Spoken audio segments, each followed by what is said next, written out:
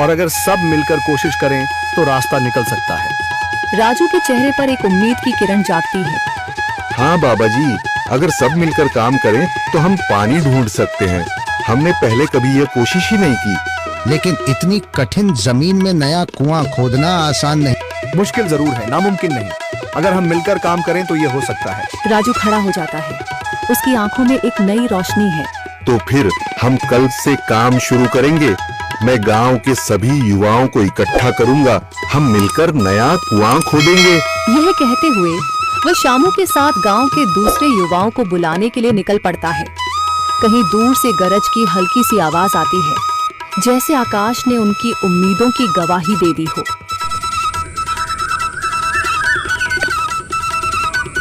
अगली सुबह राजू और शामू गांव के युवाओं को इकट्ठा करने निकल पड़े। चौधरी महेश की हवेली के सामने एक भीड़ जमा है। बाबा जी, संदरी, गांव के कुछ बुजुर्ग और किसान सभी मौजूद हैं। हम हाथ पर हाथ रखकर नहीं बैठ सकते। अगर अल्लाह ने हमें हिम्मत दी है तो हमें खुद पानी के लिए मेहनत करनी होगी। हम एक नया कुआं खोदेंगे। लेकिन राजू, क्या हमें यकीन है कि वहाँ पानी मिलेगा? बेटा, पानी जमीन के अंदर होता है, बस सही जगह खोदने की जरूरत है। हमने अपने बुजुर्गों से सुना था कि पुरानी नहर के पास जमीन नरम थी, शायद वहीं पानी हो। बाबा जी सही कह रहे हैं।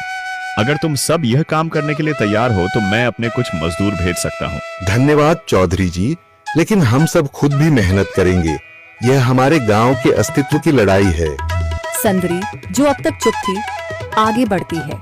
हम औरतें भी पीछे नहीं रहेंगी। हम पानी लाने की व्यवस्था करेंगी, खाना बनाएंगी, ताकि तुम सब आराम से काम कर सको। यही हिम्मत चाहिए थी संदर। पूरा गांव एक नई उम्मीद के साथ कुआं खोदने की तैयारी में जुट जाता है। दूसरी ओर कुआं खोदने का काम शुरू हो चुका है। राजू, शामू और दूसरे युवा बेलचे चलाने लगते हैं। मिट्टी बाहर निकाली जाने लगती है। तेज गर्मी के बावजूद सब पूरी हिम्मत के साथ जुटे हुए हैं। दोपहर की तेज धूप जमीन आग की तरह तप रही है। गांव के लोग लगातार कुआं खोदने में जुटे हैं। हाथ छिलने लगे हैं, माथे से पसीना बह रहा है, मगर किसी ने हार नहीं मानी। महिलाएं पानी और सत्तू लेकर आती हैं ताकि पुरुषों को कुछ राहत मिले। हमें और गहराई तक जाना होगा। अब तक सिर्फ सूखी मिट्टी और पत्थर ही निकल रहे हैं। राजू, यह बहुत कठिन काम है। अगर हमें पानी न मिला? अल्लाह मेहनत करने वालों को कभी निराश नहीं करता बेटा। तुम सब अपनी कोशिश जारी रखो, पानी जरूर निकलेगा। हिम्मत मत हारो। अगर अब रुक गए तो फिर कभी पानी नहीं मिलेगा। सभी फिर से जोश में आकर काम में जुट जाते हैं, मगर सूरज की तपिश बढ़ती जा रही है और कई लोगों की सांसें तेज चलने लगती हैं। तभी एक तरफ से रामलाल और उसके आदमी हंसते हुए आते हैं। अरे भाई, तुम्हें लगता है कि जमीन तुम पर रहम करेगी? हाँ हाँ, ना समझ लोग, ये सब बेकार की मेहनत है। रामलाल, हमारा हौसला मत तोड़ो। अगर तुम मदद नहीं कर सकते तो कम से कम मजाक भी मत उड़ाओ। मदद? हाँ, मैं अपने कुएं का पानी बेच सकता हूँ, मगर मुफ्त में नहीं दूंगा। राजू सब अनसुना कर फिर काम में लग जाता है। शाम होने लगती है, लेकिन अभी तक पानी का नामो निशान नहीं। कुछ लोग मायूस होकर पीछे हटने लगते हैं। राजू, शायद रामलाल सही कह रहा है। यह सब बेकार है।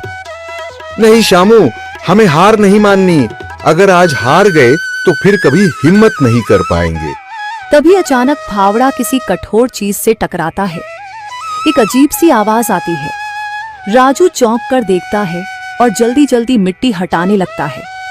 अचानक एक ठंडी लहर महसूस होती है। सभी लोग दौड़कर आते हैं। जैसे जैसे मिट्टी हटती है, नीचे से गीली जमीन नजर आने लगती है।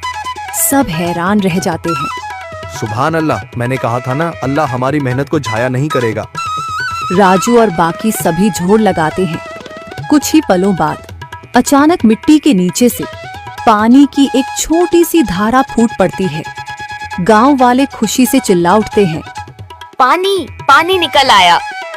यह अल्लाह की कुदरत है रामलाल, जिस पर तुम्हें यकीन नहीं था। पूरा गांव आनंद से झूम उठता है। लोग एक दूसरे को बधाइयां देते हैं। औरतें दुआ करने लगती हैं।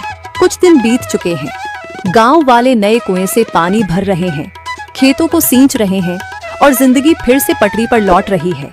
मगर रामलाल अब भी अपनी